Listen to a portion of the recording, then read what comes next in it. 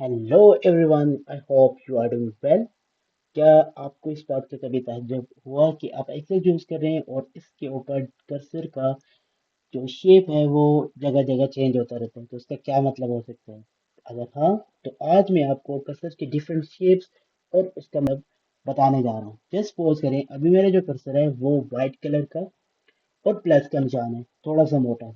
जैसे ही मैं ऊपर कॉलम्स के पास लेके जाता हूँ, तो ये एक तीर की शक्ल एक प्लस के निशान में बदल जाता है, लेकिन बीच में जो इस तरफ से इस तरफ आ रहा है उसमें एक डबल हेडेड है।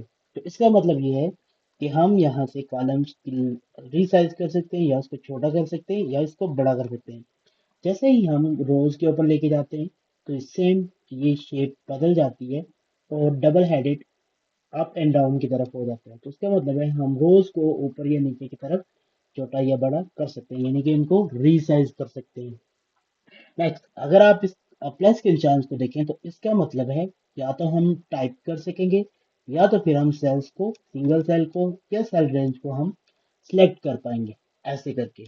उसके बाद अगर मैं कहीं पे डेटा टाइप करता हूँ, जस्ट सपोज मैंने यहाँ पे 2 टाइप किया और मैं यहाँ पे इसको लेके आता हूँ, तो ये प्लस का निशान बन गया। अब इसका क्या मतलब हुआ? सिंपल सी बात है कि अगर मैं अपने लेफ्ट माउस के लेफ्ट बटन को दबा के रखूंगा और नीचे तक खींच के ले आऊंगा, तो ये ऑटो फिल कर लेगा, रिगार्डलेस कि ऑटो फिल विद सीरीज है या विदाउट सीरीज है। तो फिलहाल हमारा जो ऑटो फिल है वो विदाउट सीरीज है।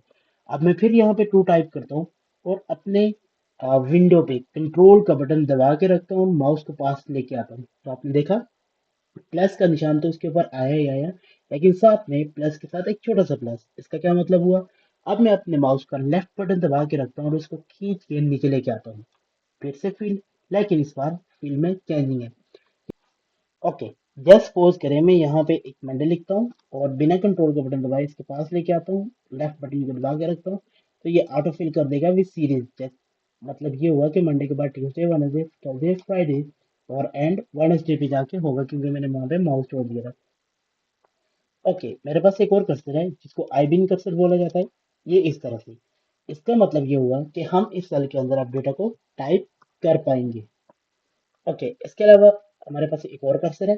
जैसे ही मैंने इस सेल को सिलेक्ट किया और इसके पास लेके जाता हूँ, तो ये इस तरह से एक कर्सर बन जाता है। इसका मतलब है मूव। अब इसकी मदद से हम सेल्स को कहीं भी लेफ्ट, राइट, और sorry, up, down, left, right, कहीं भी इसको, इसके डेटा को मूव कर सकते हैं। अगर ये पूरी सीरीज मैंने सेलेक्ट की, पूरा डेटा सेलेक्ट किया, और यहाँ से इसको खींच के यहाँ भी लेके जा सकता हूँ, यहाँ भी लेके जा सकता हूँ, या यहाँ पे भी लेके जा सकता हूँ। जैसे कुछ कर्सर और उनकी शेप्स और उनका क्या काम है।